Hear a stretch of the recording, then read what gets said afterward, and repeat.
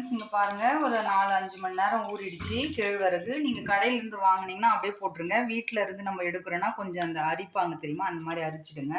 நம்ம உளுந்து எல்லாம் ஊறிடுச்சு. அதே மாதிரி நான் இந்த கருப்பு கவுனி அரிசி, நீங்கள் ஒயிட் ரைஸ் வேணால் கூட சேர்த்துக்குங்க. நான் கருப்பு கவுனி அரிசி சேர்க்குறேன். இது வந்து அப்படியே நான் பொடி போட்டேன்னு சொன்னேன் பார்த்தீங்களா, அதுவும் ஊற வச்சுட்டேன். அதுவும் கூடயே வந்து தண்ணி போட்டு இப்போ இதையும் ஒரு ஓட்டிக்கலாம்.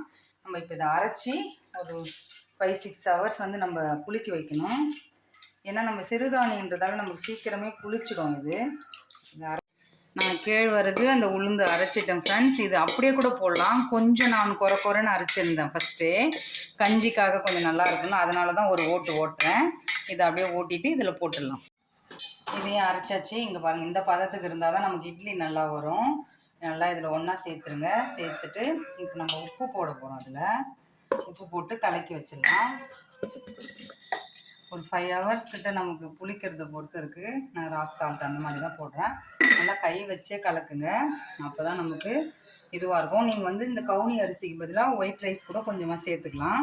நான் இன்னும் ஹெல்த்தியாக இருக்குமே அப்படின்னு சொல்லிட்டு தான் கவுனி அரிசி சேர்த்தேன். இது இட்லி, தோசை, பணியாரம் எது மாதிரி வேணாலும் செஞ்சுக்கலாம். கேழ்வரகு வந்து நமக்கு ரொம்ப பசங்களுக்கு இப்போ இரும்பு சத்து இல்லை இல்லைங்களா, அதனால் கண்டிப்பாக கேழ்வரகு சேர்த்துக்குங்க, செம்மையாக இருக்கும். இதெல்லாம் கலந்து வச்சுட்டு ஒரு 5-6 ஹவர்ஸ் சரிங்களா.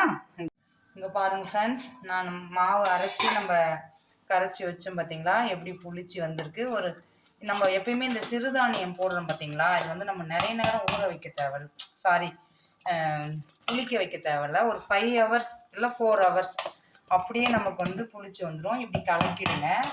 கலக்கிட்டு இப்போ பாருங்கள், நான் இட்லி பாத்திரம் வச்சுருக்கேன், அடுப்பில் தண்ணி ஊற்றி வச்சுருக்கேன். இட்லி தான் நம்ம ஊற்ற போகிறோம். இது கருப்பு கவுனி அரிசி, நம்ம ராகி போட்டு தானே அரைச்சிருக்கோம். இங்கே பாருங்கள், நல்லா கலரிட்டு நல்லாவே கலரிடுங்க. நல்லா வரும். நான் இதுக்கு வேர்க்கடலை சட்னி தான் பண்ண போகிறேன். சூப்பராக இருக்கும். அது ஏற்கனவே போட்டுட்டேன் ரெசிபி நிறைய வாட்டி. வேர்க்கடலை சட்னி, முள்ளங்கி சட்னி கூட சூப்பராக இருக்கும், கார சட்னி. அது ஒரு நாளைக்கு செய்கிறேன். இன்றைக்கி வந்து நான் வந்து இதுதான் செய்ய போகிறேன். இதை ஊற்றி வச்சுட்டு அதே மாதிரி வந்து இந்த இட்லி வந்து நம்ம சாதா இட்லி வந்து ஒரு 5 minutes 10 minutes, இது ஒரு 15 minutes கிட்ட ஆகும். தண்ணி கொஞ்சம் பாத்திரத்தில் அதிகமாக வச்சுட்டு யூஸ் பண்ணுங்கள், அப்போ தான் நமக்கு வந்து நல்லா வெந்து வரும். இங்கே பாருங்கள் ஃப்ரெண்ட்ஸ், எப்படி வந்திருக்கு. நம்ம கொஞ்சமாவது தான் ஊற்றணும். நான் ஒரு 15 minutes கிட்ட 20 minutes கிட்ட கூட ஊற்றுங்க. ஏன்னா நம்ம வந்து இது எப்படி சொல்கிறது, சிறுதானியம் போட்டிருக்கோம் இல்லைங்களா, நம்ம கேழ்வரகு ப்ளஸ் இது போட்டிருக்கோம்,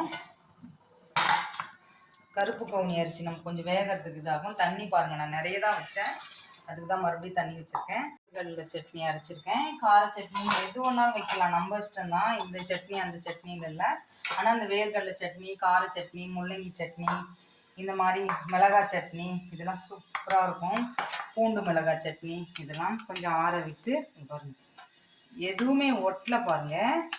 தட்டில் நான் எடுக்கிறேன். நான் கொஞ்ச நேரம் கூட ஆற வைக்கல, முன்னாடி தான் எடுத்தேன். அப்படியே வருது பாருங்கள், சூப்பராக இருக்கும். தோசை கூட போடலாம் ஃப்ரெண்ட்ஸ்.